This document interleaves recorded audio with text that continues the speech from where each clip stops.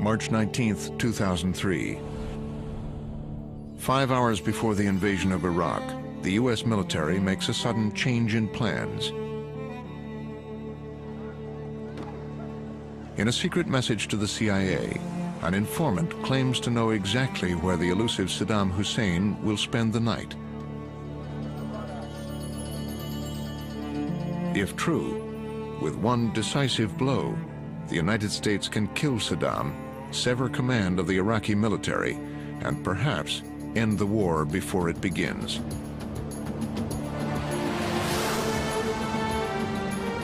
If everything works, an intricate network of high technology and information could bring an enemy to his knees.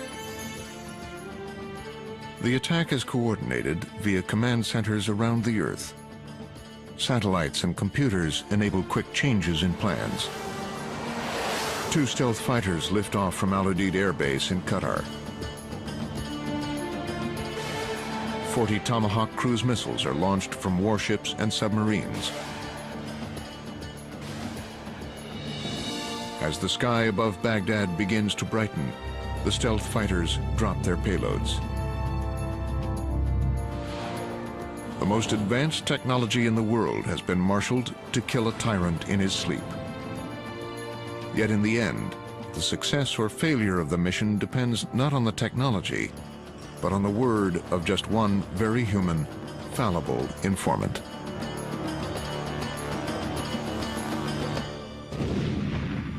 The warheads slam precisely into the target. But Saddam Hussein is not there. The mission fails. In many ways, this first attempt to decapitate Saddam Hussein was a parable for what was about to happen. First in Afghanistan and now in Iraq, the American military is testing a new and controversial way of waging war. A speed of advance that was absolutely unheard of. Kind of a blitzkrieg on the ground and by air. You could do it because you are now operating in the information age. Under fire, science and technology are mobilized in an attempt to dominate the 21st century battlefield. The military's top-secret internet provides instant communication and intelligence data. Sensors and unmanned aircraft track the location of friendly and enemy forces. Bombs and missiles are aimed with pinpoint precision. Coordinates changed at a moment's notice. Success in the 21st century is going to go to the side that more quickly adapts to the rapid change that's taking place. But in the confusion of war, do even the most advanced weapons make victory certain? Americans have developed the capability to dominate anything large on the battlefield. If something big is moving in the open, we can see it, and we can hit it, and we can kill it. You have to be able to tie technological superiority with what you want to achieve in the end. Because simply to go against an enemy or a society with nothing but killing power, ultimately you may wind up with a situation worse than the situation when you started. Technology may win battles, but can it win wars? Battle Plan Under Fire. Up next on Nova.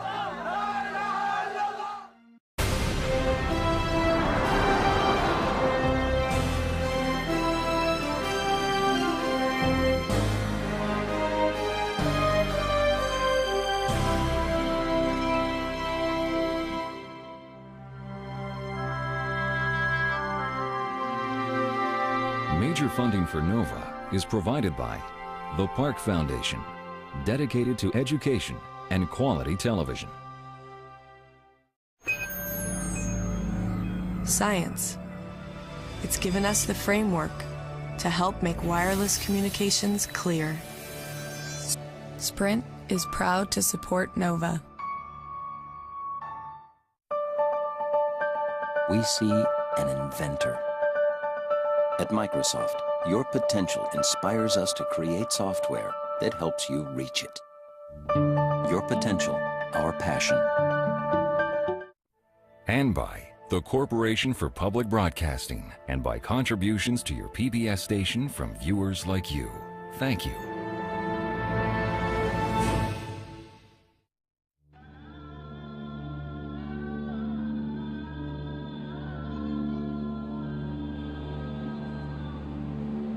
1 year after major hostilities in Iraq were declared over, America is still at war.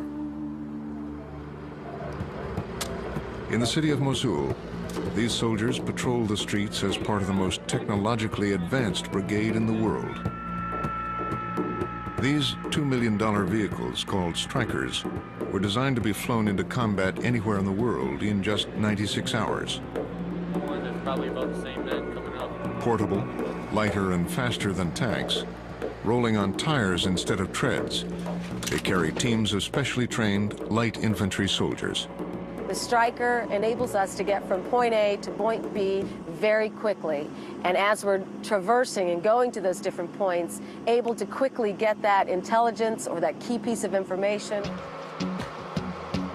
The Stryker crew's ability to gather and share information is at the vanguard of a new doctrine of military planning and warfare. Left and go down by it. Each vehicle has a state-of-the-art video system and thermal imaging to see the enemy day or night. A data connection hooks them up via satellite to the military internet. They can transmit files, troop coordinates, and battlefield video back and forth to each other and their superior officers at headquarters. Tomahawk 6, go ahead, over. You can send information, you can send reports, but the best thing is that you can send graphics. And so I can look at where I'm at, where they're at, where I want them to go, and post graphics on my system, which is instantaneously visible on theirs. That's tremendously powerful. Some of that power comes from a system called Blue Force Tracking, which keeps tabs on all friendly ground forces. A global positioning device in each Stryker emits a signal tracked by satellite. That signal pinpoints their exact location, enabling better coordination and reducing the risk of friendly fire. This has a couple of advantages for it. One is it allows us to focus all of our efforts in the same direction, so we don't have squads running into each other and mistaking themselves for Iraqis or other forces. Once everybody gets used to the ability to see everything on the battlefield, all sharing the same information, and transmitting that and sharing it quickly, is you can turn operations much quicker. The $9 billion Stryker program is just part of a down payment on the Army of the future.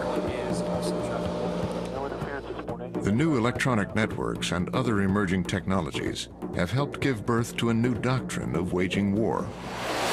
The doctrine is called transformation. It's based on 3 ideas. The 3 key elements of transformation thus far are knowledge, speed, and precision. Knowledge in the sense of being able to use the technical means at our disposal to seek, to track, and to find out what the enemy is all about. Speed, strategic speed, the ability to project forces over great distances very, very quickly. And precision is the ability to strike the enemy with sort of surgical strikes to kill the enemy quickly. The challenge that we have is to be able to get battle space knowledge at the touch of a screen, to present it in such a way that our decision makers can make decisions now and then attack or accomplish the desired effect in near real time. So what we're going to do is we're going to move from breaking the sound barrier to breaking the time barrier. Since his confirmation hearing in January 2001, Secretary of Defense Donald Rumsfeld has been transformation's most vocal advocate. The development and deployment of a truly modern, effective command, control, communication, and intelligence system is fundamental to the transformation of U.S. military forces. But Secretary Rumsfeld also believes that transformation means fewer troops are needed to fight wars. That has stirred up bitter disagreement among the military, so that for years, transformation remained only a theory, until a national tragedy and an international crisis changed everything. The events of September 11th, the global war on terrorism, the operation in Afghanistan, later on the operation in Iraq, all served as a great catalyst for transformation, sharply accelerated the rate of change. You might say that necessity is the mother of invention. Perhaps another way of looking at that is that no one learns faster than someone who's being shot at.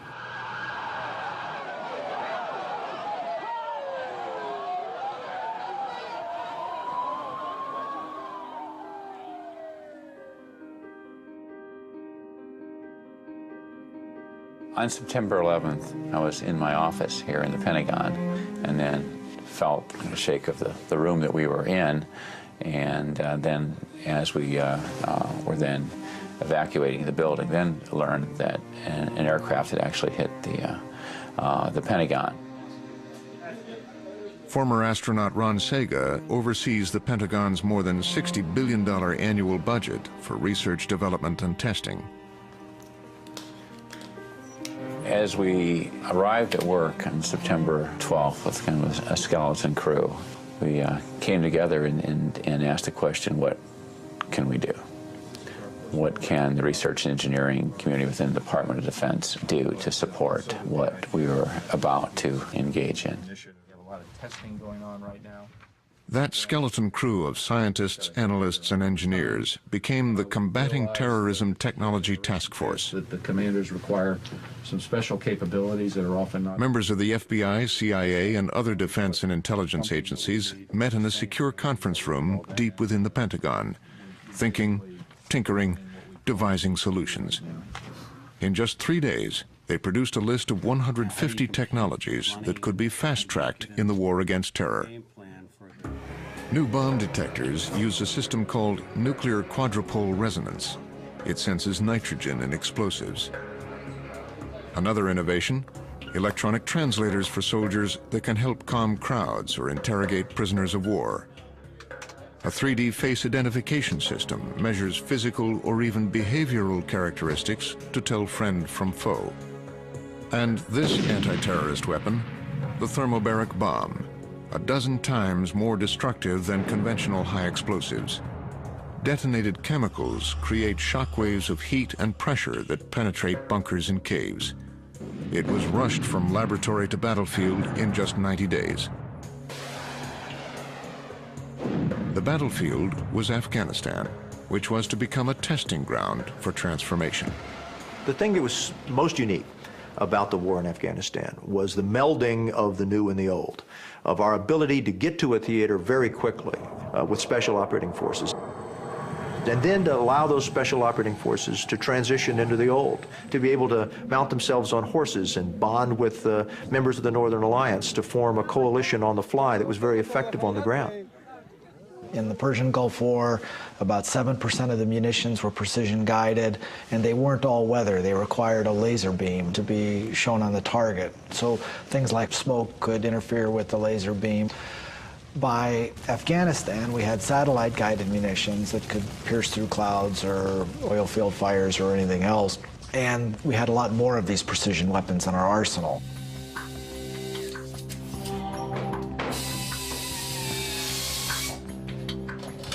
When 9/11 hit, the whole game changed. Obviously, the U.S. government needed an ample supply immediately.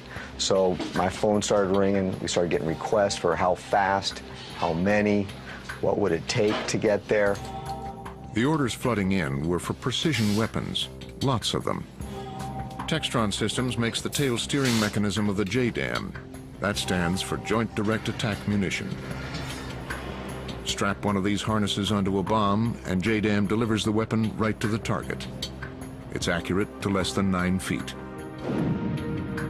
These new bombs use GPS, a more precise version of the same global positioning system in cars and boats. The weapon receives GPS coordinates from anywhere from 3 to 7 satellites, takes that data, determines its current position, calculates the position of the target to attack, and from there commands the tail actuation system to respond with particular fin movements. Technology has developed over the years to allow us to guide bombs to hit specific targets, that being a car, a bridge, a house, with 99% reliability. High-precision bombing was a crucial strategy in Afghanistan, speeding operations and reducing the need for planes and troops. But transformation called for another vital ingredient: unprecedented cooperation among all the branches of the military. For the first time in Afghanistan, we had forces from different services, ground forces from the Special Forces and Air Force aircraft or Navy aircraft lashed up together in very, very micro task forces. And so there was a level of integration we just hadn't seen before in war.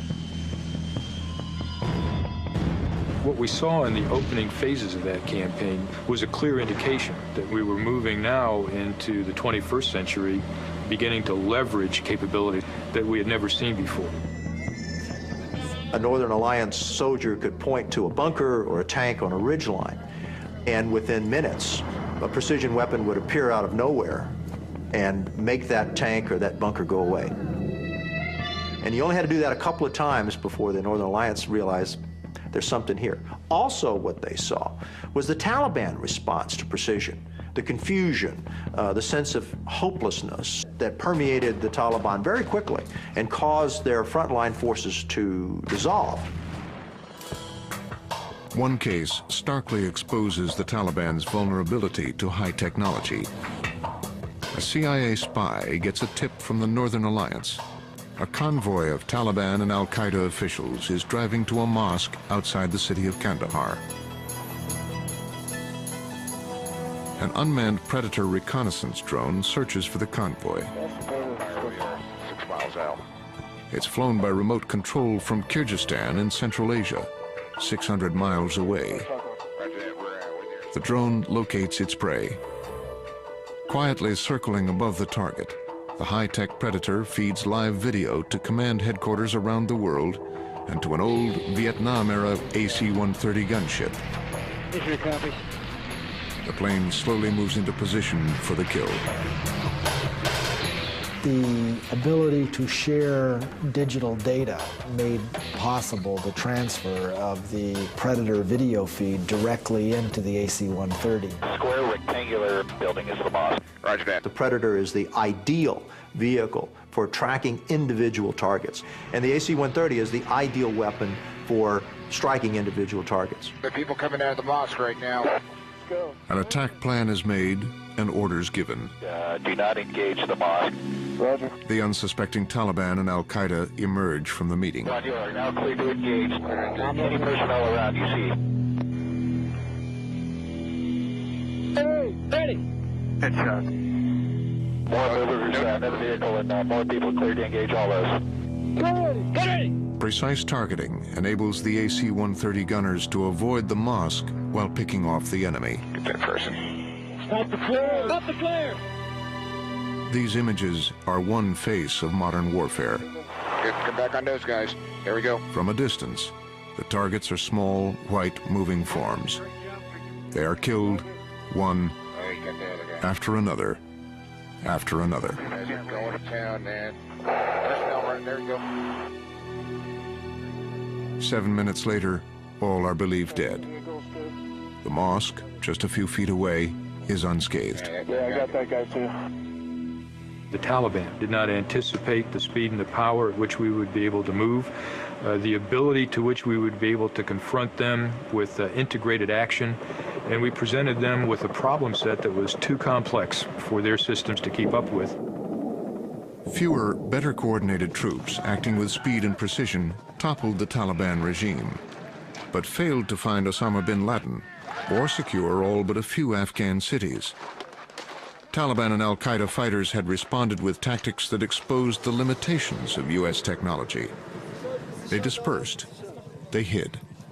Despite the fact that Osama bin Laden was able to escape, the advocates of transformation pointed to that war as a laboratory for what they had been talking about. And so here you had kind of the great example of what Rumsfeld had been waiting for, an opportunity to demonstrate how you could employ transformational concepts on the ground and rapidly defeat an enemy with relatively small numbers of American forces. Transformation is an ongoing process. It is not something that ends. It is a continuum because the world's not static. And it's a process in which we create an effective fighting force with new ways of thinking, with new culture, and with new ways of fighting, and, to be sure, in some instances, with new weapon systems and platforms, but also how they're used together, as we've seen in Afghanistan. What the Afghan war showed was that transformation is more than just the ability to develop new high-tech weapons of war. It really dealt more with our ability to fight a joint campaign to tear down the walls of inter-service competition.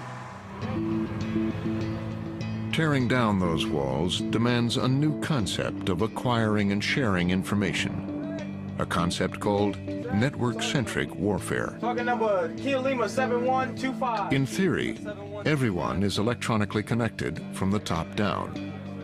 Information once known only to generals and admirals is shared all the way to the front lines. Past inter-service rivalries are put aside. All of the branches of the military work together. The battlefield has changed. There probably will never be another time in the U.S. fighting mentality that a single service will take on a conflict.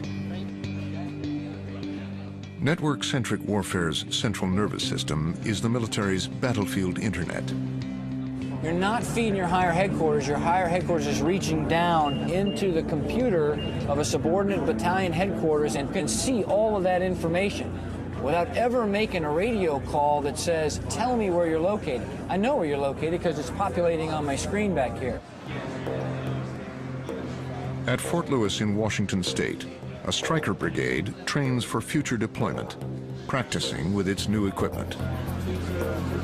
Network-centric warfare transforms its command tent into information central. Monitors display data on the movement of enemy as well as friendly forces, minimizing the potential for friendly fire. All right, driver, you're gonna see up here in a minute, there's gonna be a fire break to your right. If there was an enemy location here, let's say 5 individuals, and then we just go ahead and send it. And it would pop up exactly where I pointed to it on the map. So everybody has situational awareness. Everybody sees that there is an enemy vehicle at this location. The advocates of transformation see network-centric warfare as a force multiplier. That means fewer soldiers with better information and equipment may be as effective as an opposing force many times larger. But how do all these ideas work out in practice? A major test of the new tactics and systems was planned in the summer of 2002. This exercise was called Millennium Challenge. Millennium Challenge was a very large-scale experimentation effort, very, very broad, covered many items. Millennium Challenge was a $250 million war game involving all the branches of the military. In this massive mock battle, transformation was confronted by a tougher enemy than it had faced in Afghanistan. There was a simulation which was done in Suffolk, Virginia. Then there were actual forces, real units in the field, at sea and in the air, out in the southwestern portion of the United States. July 2002. 30,000 participants were split into 2 teams, one representing American forces, the other a foreign country, the identity of which was kept secret. Everyone presumed it was Iraq. Instead, it was America's principal ally in the Middle East, Israel. Planners believed that in that region, only Israel had the advanced technology capable of challenging their new doctrine. To command the opposition and imitate Israeli tactics, U.S. Marine Lieutenant General Paul Van Riper was brought out of retirement. The planners got more than they bargained for. 3 days in to Millennium Challenge, we attacked with more cruise missiles from more directions and more locations at sea, in the air, and on land than I knew their systems were capable of handling. And the results, at least in the simulation, they lost 16 U.S. Navy ships. Van Riper scored his victory by resorting to low-tech guerrilla tactics. Orders were hand-delivered to evade electronic snooping. Missiles were hidden on fishing boats. Small craft rammed battleships in suicide missions. The victory exposed the weakness of transformation's reliance on high technology. An unorthodox sneak attack could cripple U.S. forces. We've had terrorist attacks on our forces, like the USS Cole, but we haven't had anything on the scale of Millennium Challenge where someone is actually attacking our forces before they can get ready to fight. And so we ought to pay a lot of attention to it and figure out how to counter it.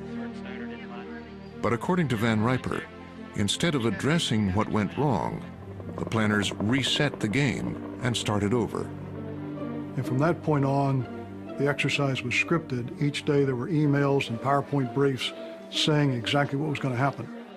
The game's planners justified that scripting by saying Millennium Challenge was more experiment than exercise. It was meant to be a test of systems and technologies, rather than a win or lose contest. By using a networked approach, we saw in Millennium Challenge our ability to operate across tremendously separated distances. We discovered in Millennium Challenge that these really were very powerful ideas and really did have a major impact on our ability to operate. But critics claim that Millennium Challenge was not a true test of a transformed military. If you prescribe an ending to these games, you're not going to learn anything, because all the game becomes is a self-fulfilling prophecy. So the great games are those that allow an enemy to get inside our own decision cycle and find ways to defeat us. Because it's better to defeat the Americans in a war game than it is to ignore the lessons of a really good war game and get defeated on the battlefield. But there was no time for those lessons to be learned. By the late summer of 2002, when Millennium Challenge ended, a real but unofficial shooting war had already begun. It was called Operation Southern Focus. On the aircraft carrier USS Lincoln, precision bombs were loaded onto Navy fighters patrolling the no-fly zones over Iraq. Pilots now were told, when attacked, go after Iraqi communications and command centers to soften up the battlefield for the fight to come. We are in the theater. We are basically in the same environment that the weapon and the weapon system is going to have to work in. So you get a very, very good feel for what range you're going to see, break out, start to recognize targets. Supplying the maps and targets for this undeclared war before the war was the National Geospatial Intelligence Agency, NGA. NGA used data from sensors that scoured the cities and deserts. Satellites and spy planes photographed every inch of Iraq. All this surveillance was vital preparation for the campaign to come. Iraq is a good case in point. We had a 6 or 7 month run-up period for that to get ready to satisfy the exacting and demanding requirements that a military commander will have to ensure the accurate location of targets. From outer space, satellite imagery was so detailed it could reveal individuals on the ground hundreds of miles below. NGA amassed additional intelligence from government and commercial sources, everything from Iraqi soil surveys to Baghdad telephone books.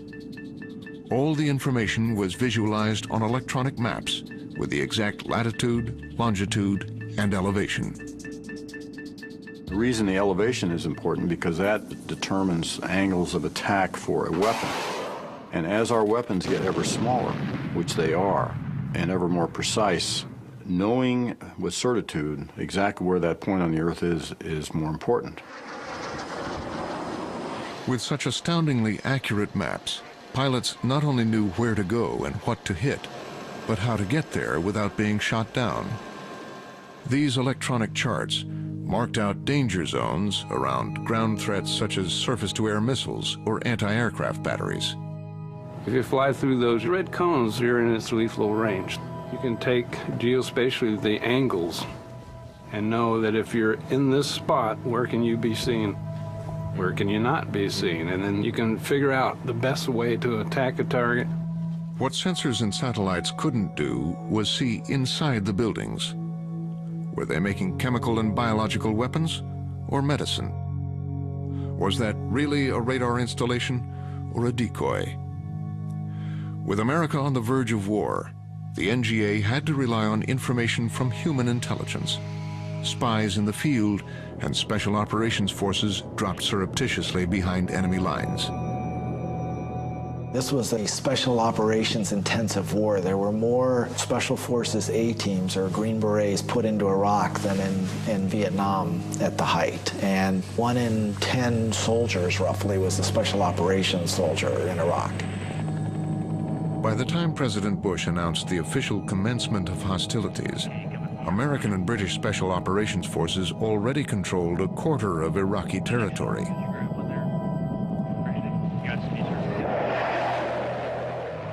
March 20th, 2003. With cruise missiles and JDAM guided bombs, the shock and awe precision airstrikes viewed by millions on television are transformation made real. The warheads are so accurate, most hit not only the right building, but also the exact floor. The BBC had told us that B-52s had taken off from bases in the west of England. We knew when it was coming, so we were gathered on the roof at 8 o'clock in the evening for what we expected to begin at 9, and not 1 second before and not 1 second afterwards, we heard the first cruise missiles. That sound of a low-flying jet aircraft. And then these huge balls of smoke and flame. Pentagon planners had hoped the impressive aerial fireworks and destruction might be enough to bring down the Iraqi regime, but they are not. This whole idea of shock and awe became the mantra of the Pentagon, that if you could somehow either decapitate the regime or within the first few days overwhelm it with a series of strikes, this military and the regime of Saddam Hussein would crumble. This would have been the ultimate vindication of transformation, and that is what they were all striving for. From the Kuwaiti border, 100,000 U.S. troops struck out across the desert.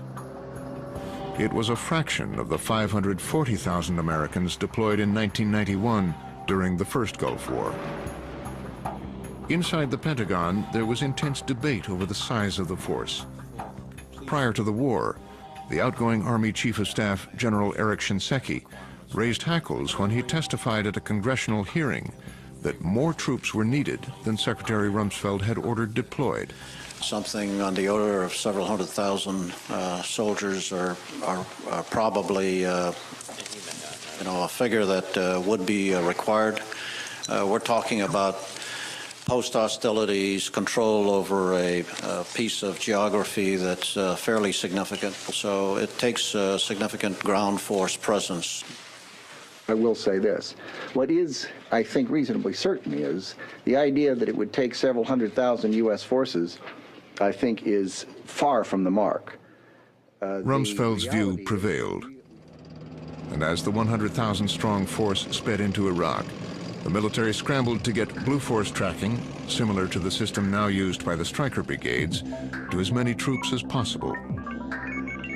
Each unit's movements were monitored by satellite. Spy planes like U-2s and unmanned reconnaissance drones like the Predator searched for the enemy. Network-centric warfare brought all of this information together on a single screen. Laptops are everywhere, and that is the medium of communication. Operation Iraqi Freedom was indeed a chat room war.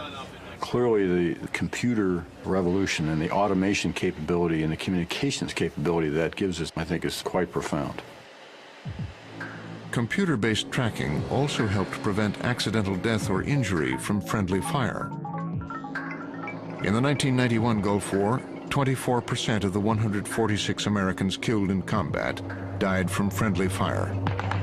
In the 2003 Iraqi War, the percentage was reduced by nearly half. But the Blue Force tracking systems sometimes proved fragile. In one battle, the failure of electronic tracking was especially lethal. An-Nasiriyah, the first city entered by American troops on their way to Baghdad. 3 companies of a Marine battalion of armored vehicles crossed the first of 3 bridges. The town looks empty.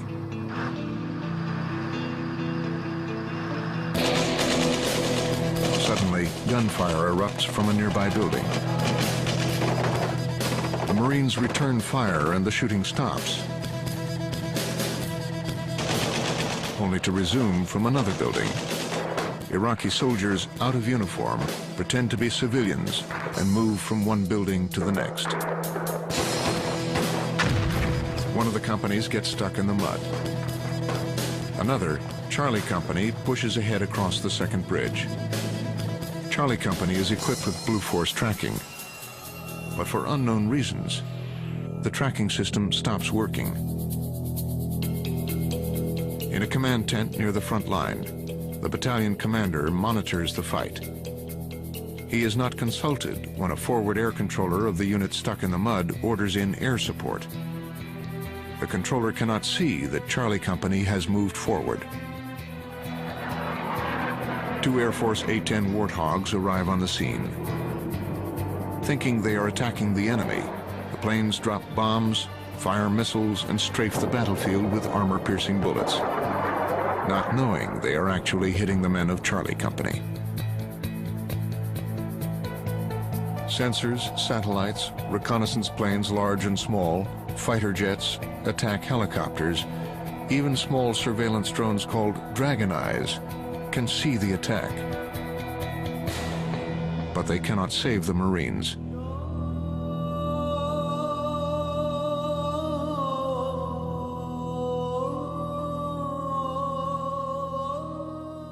Close by, an Iraqi soldier stands ready with a rocket-propelled grenade launcher.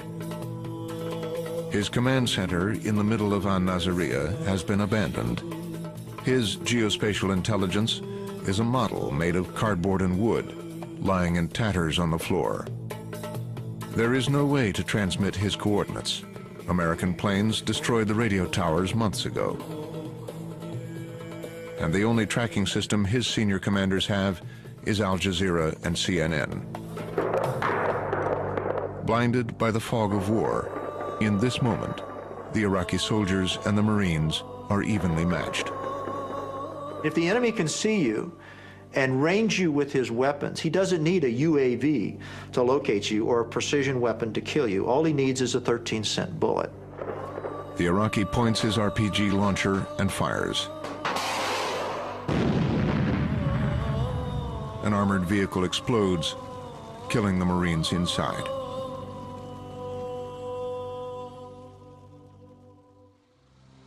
After 10 days, the Marines finally secure An-Naziriyah, but with heavy losses. Over 60 wounded and 30 dead. 1/5 of American combat fatalities during the entire ground war. 20 have been killed by the enemy. 10 have been killed by friendly fire. Despite the tragedy and systems failure at An-Naziriyah, on other battlefields, airstrikes are precise and well coordinated. They destroy not only high-value targets, but something perhaps even more important. The purpose of wars is to attack the will of the enemy, to convince the enemy that the battle is lost, and to cause him to walk away from the battlefield. Not necessarily because he's destroyed, but because his resolve dissipates and disappears. 2 weeks into the war, a new high-tech bomb is revealed. Southeast of Baghdad, a Marine patrol encounters a column of 40 Iraqi tanks. Far outnumbered, they radio for air support. What arrives stuns both friend and foe. Flying to the rescue in less than 7 minutes is a decades-old Air Force B-52 bomber. Its crew unleashes a weapon that took Joel Bernstein 17 years to develop. This is the centrifuge weapon. It is called a 1,000-pound bomb. When it reaches its target, the panel peels away to reveal 10 smaller bombs. As it descends, 4 smaller bombs are revealed from this bomb, and these smaller bombs are then spun up by a rocket motor, which then allows them to go after 4 individual targets. It's specifically seeking out an infrared target. In this case, a tank is creating an infrared signature that allows the weapon to home in on that.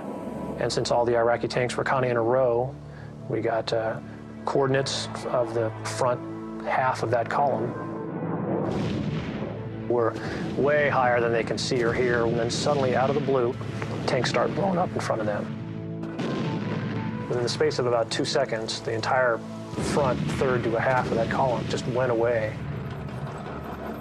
The stunned crews of the surviving tanks pour out in surrender. The coordination of ground troops and air power has worked perfectly. In Iraqi freedom, we really saw the benefits of this continued transformation of war that's taken place. We saw the benefits of all-weather precision strikes, of persistent surveillance. We saw the force networked together so that the Navy or the Air Force could support the Army far better than they ever have in the past. With that support, it took only 19 days for the Army and Marines to reach Baghdad. But the speed of advance was so fast, they almost outran themselves. According to an Army report issued after the war, supply lines could not keep up with the advancing troops. These logistics problems were so severe in some cases that you had unit commanders warning that they were basically on the verge of running out of spare parts. And you run out of spare parts in the military, you're grounded, you can't continue. In that rush to Baghdad, other problems plagued the military. One estimate puts the number of Iraqi civilians dead or wounded during the invasion at around 10,000. Many casualties come from 50 decapitation airstrikes aimed at Iraqi leaders. Like the attempt to kill Saddam the first night of the war, each warhead precisely hits its target. But because of faulty or outdated intelligence, not one of the leaders is killed. There's an old saying that no operational plan survives the first bullet. To some extent, that happened here. As American troops entered Baghdad, it wasn't the technology of precision-guided weapons that carried the day, nor was it sophisticated assault vehicles like the Stryker, which hadn't yet been deployed. It was boots on the ground and the brute force of heavily armored 70-ton Abrams tanks. So what at first glance appeared to be an action that was foolishly audacious actually turned out to be spot on. And that was the idea to conduct 2 major raids into the city, to move into the heart of the city and hold it. What's the object of that? It was to prove to the Iraqis that the U.S. had control of the city. It was just the sight of American tanks and Bradleys occupying the Palace District, owning the region that used to belong to Saddam, that finally convinced them that it was time to at least give up the conventional phase of the war and leave us alone.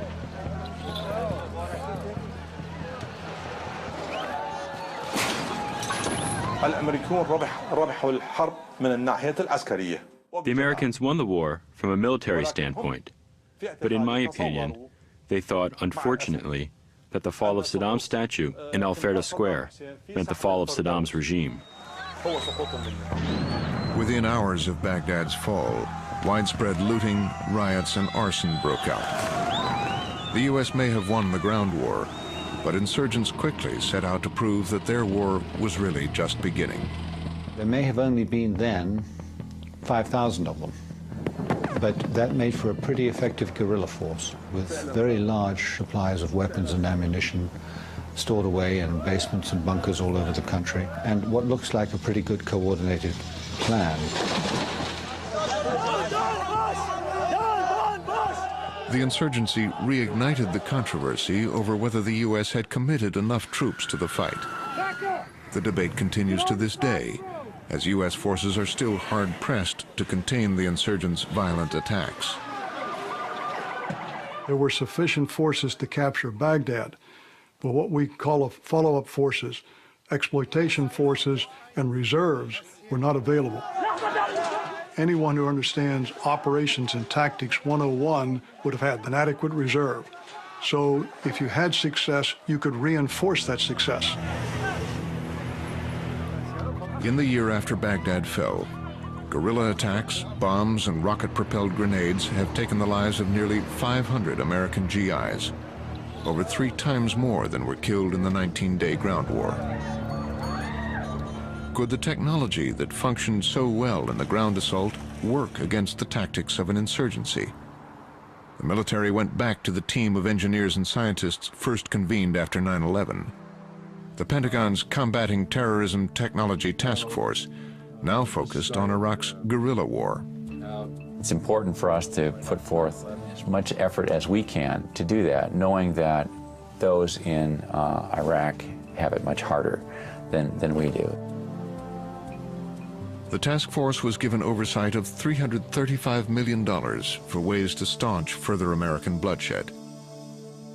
Among them, more sensors in unmanned reconnaissance drones, and blast-resistant materials to reduce the damage of terrorist bombs. Another clever application of technology has been in the use of robotics. We have been interested in robotics for some time to clear fields of mines. This new robot uses a remote-controlled machine gun to destroy landmines and improvised explosive devices, IEDs, from a safe distance. We can put these robotics in to further understand what's there before we expose people to these new challenges.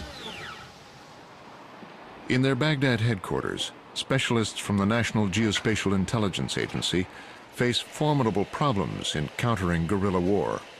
Our targets are much more difficult to assess. When you're going after a bomb maker, someone who makes an IED, you're not going to see the large tank formations we had at the beginning of the war. You're not going to see the buildings that house the Republican Guard.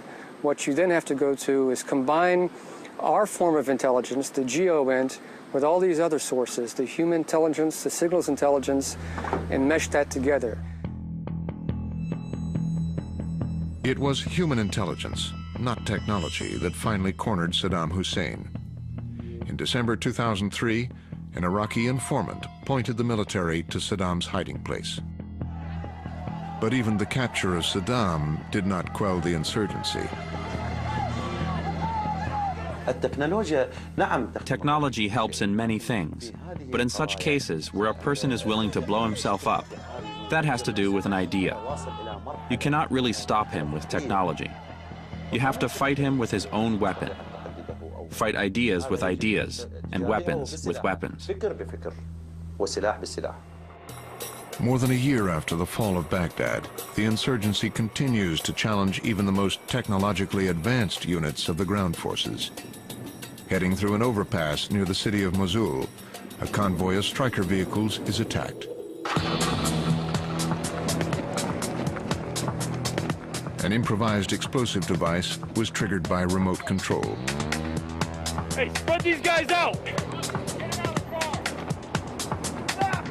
Where'd the bomb go off? Back on the other side of the overpass, that car was sitting there. Frightened, the soldiers stop a motorist parked nearby. I haven't searched his car. Where were you at that overpass when that blew up? Yeah, what did you see when you were standing there? No, I haven't seen anything. The bomb went off on the left side of the road as we were traveling, targeted towards our vehicles. Luckily, they missed all of us. No American casualties were reported. There's always friction no matter what type of conflict you're in. In this case, the friction of fighting an elusive enemy is that you have to find them in and amongst the populace. To find and arrest one such enemy, the strikers quickly and quietly enter a small village where they're told a known Iraqi insurgent is hiding. Right down there. This is the front door.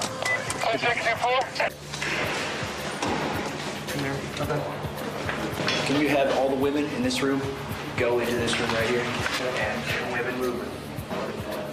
The suspect's wife, her children, and all the neighbors are rounded up and questioned. She doesn't know where he is. The tip turns out to be wrong. The suspect is not here. They claim he hasn't been there for some time. He left here 2 months ago. These raids create enormous resentment, but American commanders believe one-on-one contact is the best way to get the intelligence they need. We're searching the building. We're collecting up all paperwork. We're having the interpreters go through it. We're also looking for weapons or anything that could be used to initiate an IED. American forces, armed with the best training and gear to fight a conventional enemy, struggled to adapt to the volatile Iraqi insurgency. We've went away from the type of conflict where I can bring precision-guided munitions and engage them without seeing them. But we're doing it person to person now, even though we have incredibly good information equipment, communications equipment, and weapon systems. But it's still very personal in this type of fight. You have tactical moves to counter technologies, and you have technology moves to counter tactics. And that's the dynamic that goes on. The Stryker brigades have been envisioned as the tip of the spear, the first step toward the Army of the future. The question is what kind of war that army will be expected to fight, and who the future enemy will be. As the only major superpower in the world, we have to be the best at everything. Because someone who's better than we in one area can perhaps cause great chaos by exploiting one technique. So we have to look across the entire spectrum of conflict and be prepared for any eventuality. The first thing you have to understand is how is it we plan to fight in the future or in a particular war. And once you understand how you're going to fight, then you bring the technology to it. If you lead leaning on the technology, I think you're bound to make mistakes. Back to your location. This focus, this perhaps obsession on technology blinded us to some degree to this countervailing universe that inhabits all wars, and that's this cultural side of war. It's your ability to understand your enemy, his intents, his motives, his will. Transformation is about creating the future, or at very least anticipating it.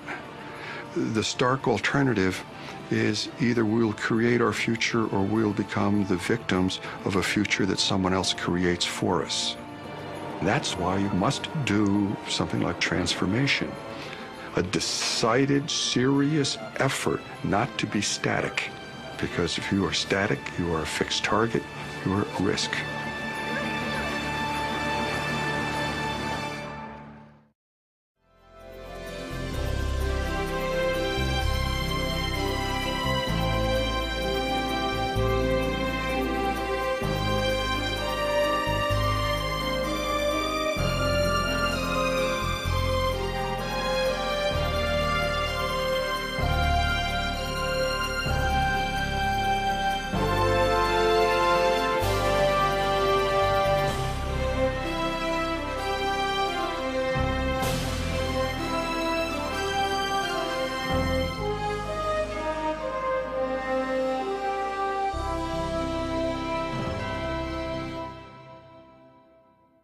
Nova is a production of WGBH Boston.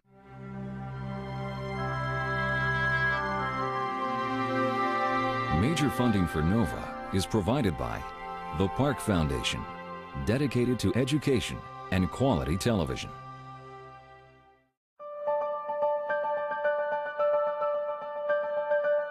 We see Teacher of the Year. We see kids reaching their potential. It's what inspires us to create software that helps you reach yours. Science. It's given us the framework to help make wireless communications clear. Sprint is proud to support Nova. And by the Corporation for Public Broadcasting, and by contributions to your PBS station from viewers like you. Thank you.